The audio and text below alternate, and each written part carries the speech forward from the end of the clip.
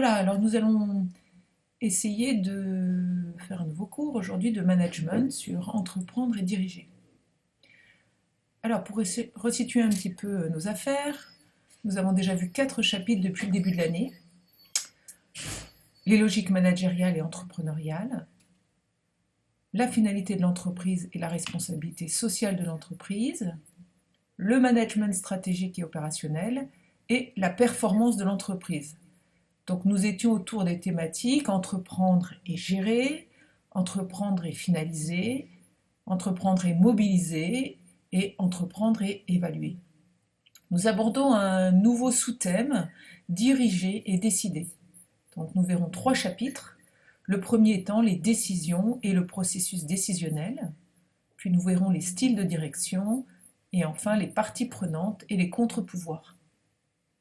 Alors, sur ce chapitre, les décisions et le processus décisionnel. Bon, la décision, elle est essentielle au développement de l'entreprise. On sait que toutes les actions menées au sein d'une entreprise sont les fruits d'une décision préalable. C'est pourquoi nous allons nous poser un certain nombre de questions. Finalement, qu'est-ce qu'une décision ? Quels sont les différents types de décisions ? Quelles sont leurs caractéristiques ? Est-ce que la décision est influencée par des facteurs ? On dira que la décision est contingente.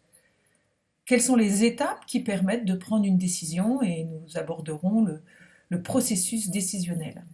Donc à l'issue de ce chapitre, vous aurez acquis 2 compétences. Vous serez capable d'analyser une décision et de repérer les facteurs déterminants pour prendre une décision. Alors nous allons voir dans un premier temps la diversité des décisions. On va faire appel à un théoricien qui s'appelle Igor Antsov. Il est né donc à Vladivostok en 1918 et il a immigré en 1937 à 20 ans aux États-Unis. Et il a beaucoup travaillé sur la stratégie du développement de l'entreprise. Et grâce à lui, on distingue 3 grands types de décisions dans l'entreprise. Vous en connaissez déjà 2, la décision stratégique et la décision opérationnelle. Et nous allons parler aussi de la décision tactique. Alors, qu'est-ce que la décision stratégique ? Vous connaissez, la décision stratégique a un effet à long terme. Elle est donc souvent irréversible. Elle est peu courante, souvent ce sont des décisions uniques. Elles sont prises par les directions générales, le top management, et bien sûr, elles sont prises en cohérence avec les finalités de l'entreprise.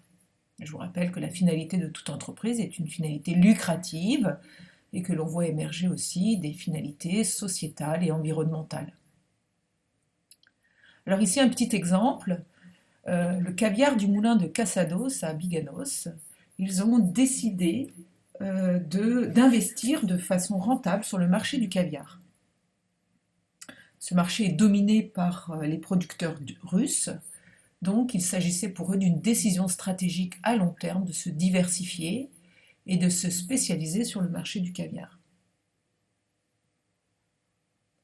Alors les décisions maintenant tactiques, ce sont des décisions d'organisation. Elles concernent en fait toute la gestion des ressources de l'entreprise. Elles sont prises par les directions fonctionnelles, la fonction comptabilité, le service des RH, des relations humaines, le service de la production. Elles ont des incidences à moyen terme et elles sont répétées de manière régulière. Elles peuvent donc être réversibles. Pour notre moulin de Cassadotes, ces décisions tactiques sont de quels ordres ? Eh bien, ils vont choisir un packaging et un partenariat avec des chefs étoilés. Voilà, de types de décisions qui ne sont pas stratégiques, mais qui sont tactiques, à moyen terme, et qui vont engager un certain nombre de directions fonctionnelles. La décision opérationnelle. Eh bien, la décision opérationnelle, quant à elle, elle est répétitive, elle est sur le court terme, elle est prise par du personnel d'encadrement, des managers, elle est directement sur le terrain, et elle est en cohérence, bien sûr, avec les niveaux hiérarchiques supérieurs. Donc ce sont des décisions qui sont réversibles. Pour le cas de notre moulin de la Cassadote, eh bien, ce sera une décision de type accorder une remise à un client, organiser une dégustation, réapprovisionner des stocks, établir un plan de tournée.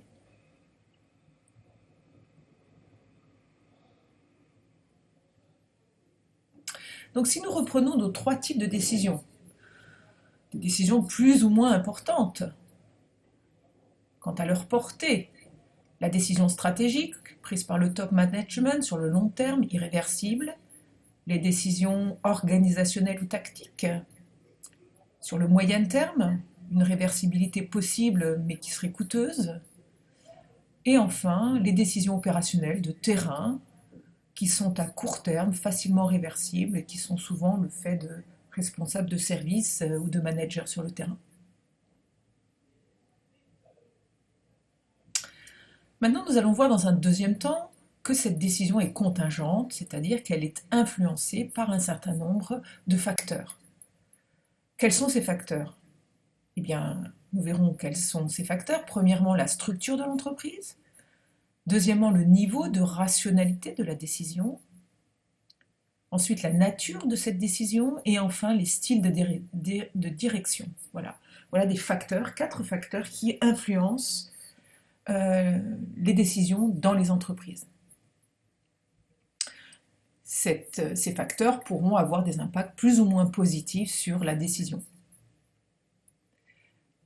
Alors, premièrement, la structure de l'entreprise. Eh bien, tout simplement en fonction de la taille de l'entreprise, si l'organisation est très centralisée et très hiérarchisée, ce qui est souvent le cas de plus grandes entreprises, eh bien, il y a peu d'autonomie, les décisions sont prises souvent au sommet de la structure. Alors, ce qui est compliqué, c'est que le processus décisionnel est ralenti, le temps que la décision aille du top management au terrain. Ce qui est assez négatif, c'est aussi qu'il y a peu d'initiatives du terrain. Cependant, ce qui peut être positif, c'est que les décisions sont donc tout simplement en cohérence à tous les niveaux puisqu'elles sont prises par la structure. Alors, dans une organisation plus décentralisée, de type TPE, voire PME, eh bien, les décisions sont plus rapides, il y a plus d'initiatives, plus d'autonomie, plus de cohérence aussi avec les problématiques opérationnelles, des réactions plus rapides, puisque les décisions sont le fait d'une organisation plus décentralisée. Alors le point négatif pourrait être d'assurer des contrôles pour qu'il y ait une cohérence d'ensemble, que des décisions prises rapidement sur le terrain n'aillent pas à l'encontre de décisions plus opérationnelles, plus tactiques ou stratégiques. Voilà, donc on a la structure de l'entreprise qui va influencer les décisions en fonction d'une organisation plus ou moins centralisée et plus ou moins hiérarchisée. Deuxième facteur, le niveau de rationalité de la décision. La rationalité, c'est le fait de réfléchir avec sa raison sur les décisions. Alors là, on fait intervenir un nouveau théoricien qui s'appelle Herbert Simon, qui a reçu d'ailleurs le prix Nobel d'économie en 1978 pour son étude sur la prise de décision individuelle dans les entreprises et les administrations. Alors Herbert Simon va montrer que les choix des acteurs sont guidés par une rationalité limitée et que l'homme, surtout dans ce monde de plus en plus complexe, n'est pas capable de décider en toute occasion de façon totalement rationnelle. Alors Simon va mettre en valeur un certain nombre de contraintes, des contraintes comme le budget. L'entreprise dispose de ressources financières limitées, donc elle doit l'utiliser au mieux, on ne peut pas prendre toutes les décisions. Le temps, il faut rechercher des informations, réfléchir, cela met souvent du temps, parfois les managers et les décisionnels n'ont pas ce temps-là, donc ça va être une contrainte pour eux.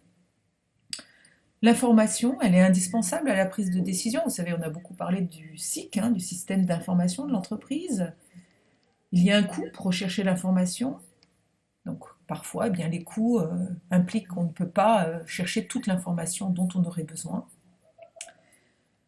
Enfin, la personnalité aussi du décideur. La perception des contraintes et des risques peut être différente d'un décideur à l'autre en fonction de sa personnalité. Et enfin, bien sûr, l'environnement, un environnement plus ou moins menaçant ou opportuniste qui peut influencer les décisions. Donc voilà, il a mis un certain nombre de contraintes en valeur: budget, temps, information disponible, personnalité du décideur et environnement.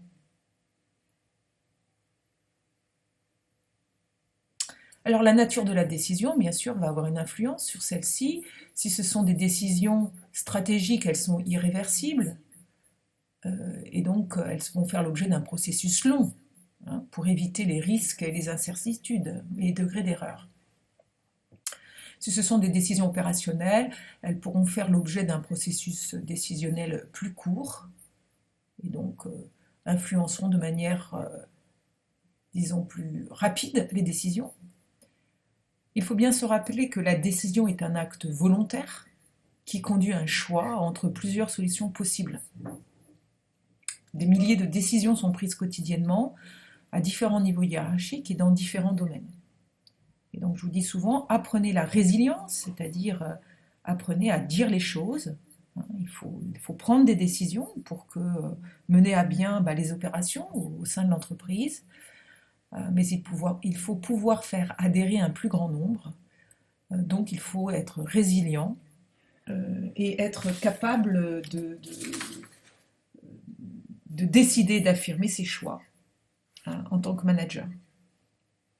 Donc à cet égard, on verra une petite vidéo sur cela. Les styles de direction. Bien sûr, la personnalité du décideur, la délégation de son pouvoir et la taille de l'entreprise, hein, qui sont les trois facteurs, hein, qui expliquent les styles de direction, vont avoir bien sûr une influence sur les décisions. Elles vont avoir une influence sur l'autonomie dans les décisions et elles vont avoir une influence sur le processus décisionnel. Voilà, donc maintenant que nous avons vu que la décision est contingente, qu'elle dépend d'un certain nombre de facteurs, de la taille de l'entreprise, de sa structure, elle dépend de la nature de la décision, de la rationalité de la décision et des styles de direction, nous allons voir dans une dernière étape les étapes du processus décisionnel. Donc nous allons faire appel à deux théories, la théorie du décideur rationnel et la théorie du décideur à rationalité limitée. Et enfin un modèle, le modèle IMC, mis en valeur par Herbert Simon. Alors, la théorie du décideur rationnel, en fait, c'est une théorie qui a été élaborée dans les années 1920 et qui disait que l'entrepreneur, finalement, est un décideur unique, rationnel, qui va rechercher la maximisation du profit, la minimisation des coûts, et finalement, à chaque fois, il va chercher la solution optimale. Dans les années 60, la théorie du décideur à rationalité limitée a été élaborée par Herbert Simon. Et il va montrer que le décideur ne peut envisager toutes les solutions rationalité, toutes les solutions, il a donc une rationalité limitée. Et du coup, il va adopter la solution la plus satisfaisante, mais ce ne sera pas la solution la plus optimale. Alors le modèle IMC, il a schématisé ce processus décisionnel dans la démarche de prise de décision et donc de résolution d'un problème, qui passe pour cet auteur en fait par trois grandes phases successives. Premièrement, une identification du problème.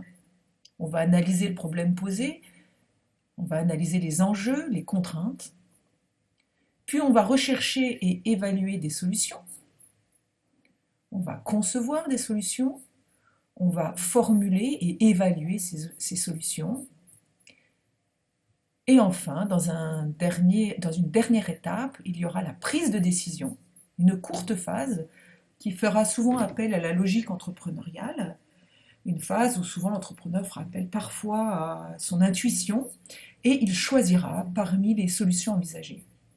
Ce modèle, vous le retrouverez dans votre PDUC, dans votre projet de développement de l'unité commerciale, identifier un problème, faire un diagnostic, rechercher et évaluer des solutions et en choisir une afin de la mettre en œuvre. Voilà, nous avons fini sur ce chapitre, sur les décisions et le processus décisionnel. Nous allons travailler tout ça en classe.